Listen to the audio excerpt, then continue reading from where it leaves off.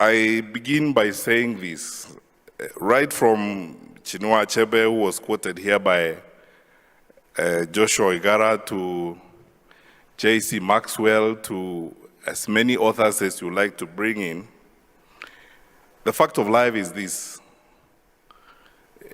Human society, in whatever organization, whether it's in small groups, as families, or as society, or as a country, or as a region, we rise and fall depending on the kind of leadership we have. And therefore, for us, not just as Kenyans, but as Africans, this is a good time to talk about leadership. At the beginning of this decade, when in my previous life in the academy, we used to debate a lot, President Thabo Mbeki of South Africa came up with the African Renaissance and said, Africa is now being reborn, and Africa is facing new challenges and going to break new grounds.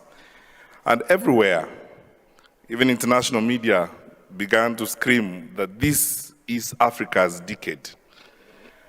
And it was Africa's decade because we have probably the largest conglomeration of talent in the numbers of our young people, huge deposits of resources, and we are endowed in more ways than one and have the capacity to succeed. But unfortunately, I think, and I asked Joshua whether I could speak candidly. He said, yes, I can. Unfortunately, I think we have not effectively addressed the challenges of leadership we face in our continent, in our countries, and in our communities. And if there's anything I've learned the last 7 years I've been in government, is that we could do a lot more than we are doing, if we actually addressed some of the challenges we have in leadership. We have very serious weaknesses in our leadership. Sometimes in our environment or even in our countries, I honestly think we spend too much time on politics, more time than we should. And this hurts the potential that we have to do great things. I do not know who cast us, but I don't know why we sleep and wake up thinking about things that could not move us to the next level, like belongings, where we come from, who we are. And half the time we are lost in debates on pettiness, and we lose sight of the big things that we need to do that could unlock our potential and cause us to succeed. So I will share just about 5 lessons I've learned in the last 7 years as a minister. One,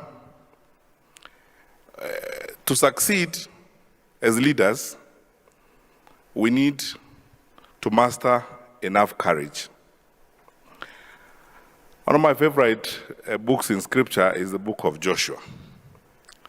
And 11 times or more, because that's from the version of the Bible that I read, the Lord kept telling Joshua, be courageous, do not be afraid.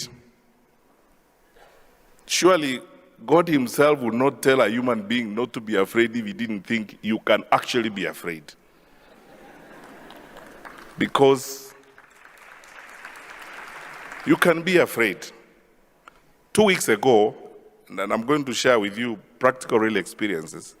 About 2 weeks ago, for the Kenyans in the room, I went to Mombasa. I decided on that Sunday morning with my team in the security sector to spend time to walk through Kisauni, from end to end of Kisauni. I met huge numbers of young Kenyans. 9 out of 10 people I met that morning, I swear, are below the age of 30. And about 6 out of those 10 people could not account for themselves because they are totally dazed, affected by the amount of drugs they have consumed. And as we tried to even have conversations, it was impossible to have a conversation with them. In fact, you have to stand very carefully or else they can even fall on you. And you can see in the lives of those people the effect of the weaknesses we've had in managing ourselves, and how, because of our craze and worship for money, we have betrayed our own people in terms of protecting them against drug traffickers and drug dealers. And we actually stare at the reality of losing almost a generation in that part of the country. And that is because of leadership. To confront challenges like those, you need courage, the conviction to contest convention. When I came into government, the most common thing you hear in government is when you ask people, why can't we do this? The most common answer is, that is how we have always done it. We don't want to do it differently because this is the way we have always done it. And yet, that way we have always done it has not worked for us. Whether it is setting exams and selling them and rigging them and cooking up grades that do not exist, people tell you that's how we have always done it. Even when you ask a very simple question, why do we mark exams and complete the marking by December, and then wait to release the results in March? They tell you that's how we have always done it. Because in between here we have 3 months to cook results, to interfere with the results and do what needs to be done. We need courage. My brothers and sisters, there is no day like another in leadership. Every day is new, and every challenge is new. In most cases, the challenges we face are daunting, whether you're talking about leading your own family or leading your organization. You must start with the conviction to challenge convention, that I am going to ask the question, why can't we do it differently? When I was in the youth group in church, we used to sing a chorus that time, which ended like, dare to be a Daniel, and dare to stand alone, and dare to have a purpose, and live by it. So secondly, to succeed as leaders, really must have a purpose beyond self. We will not achieve anything as families, as communities, as a country, if we do not have in leadership the commitment to look beyond self. And again, let me tell you very sincerely, it's okay, it's fine and dandy actually to be a minister. I mean, you are paid well, you are driven around, you're even given bodyguards, you can drive for 7 days without going to the petrol station to fuel your car. But you know, you can also be lost in that sort of opulence and you do nothing for the people who in the first place are the reasons why you hold the position.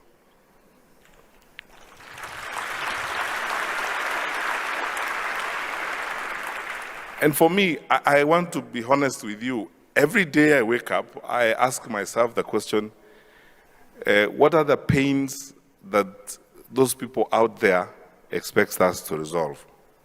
So that, because once you ask that question, you will not see a limit to the extent you need to apply yourself. I have never seen a limit to the extent I would like to apply myself if I am going to solve a problem, because you think about the problems of those people. I used to meet people when I was Minister for Education who were very surprised that I would wake up at 3 a.m. in the morning to go to the containers. And I told them, I have no problem staying awake all night if that means that those children get genuine grades and they move forward in a genuine manner. My comfort means nothing. I could stay in my house, wake up in the morning, chances are that by the time I get to the door, there will be someone to salute me, even if I've done nothing. Then be driven back left, enjoy the comfort of this life. But that hasn't changed the lives of the people for whom we actually, in the first place, are employed. So Our lives really must have a purpose. There must be something you live for. And that something cannot be the comfort of your office. And for us to make the change that we need to make, we must always ask ourselves that question. What do we live for? What is the purpose of what we are doing? One of my former bosses told me that if you leave an organization and people do not miss you, or no one misses anything you are doing, it means you ought not to have been there in the first place anyway, because you never made an impact. So I go around telling public servants, okay, if you can do nothing, at least plant even trees so that when you are gone, someone might say, these trees were planted here when so-and-so was the minister.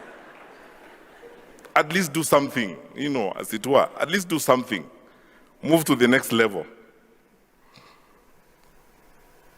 Thirdly, there is no way we can achieve anything without sacrifice. Frankly speaking, leadership and sacrifice are two sides of one coin. We have to make sacrifices.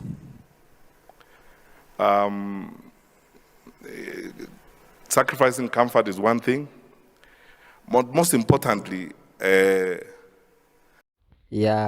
huyo ni Matiangi akizungumza tu pale ambapo kongamano ilikuwa, na ameweza kuzungumza mambo mengi, sana sana akizingatia mambo ya elimu na uongozi kwa ujumla. Sijui una maoni gani kuhusiana na alichoongea Fred Matiangi? Kama uko na maoni niachie hapo kwenye comment section.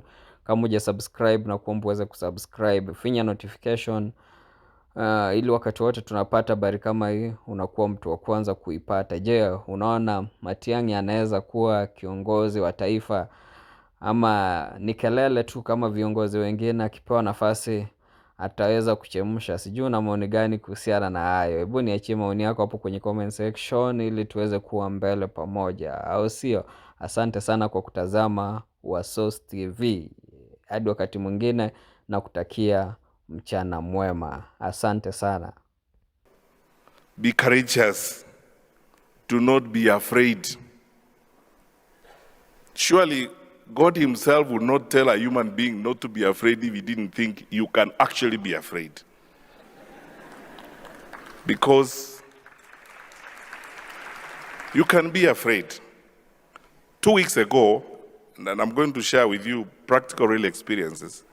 About 2 weeks ago, for the Kenyans in the room, I went to Mombasa. I decided on that Sunday morning with my team in the security sector to spend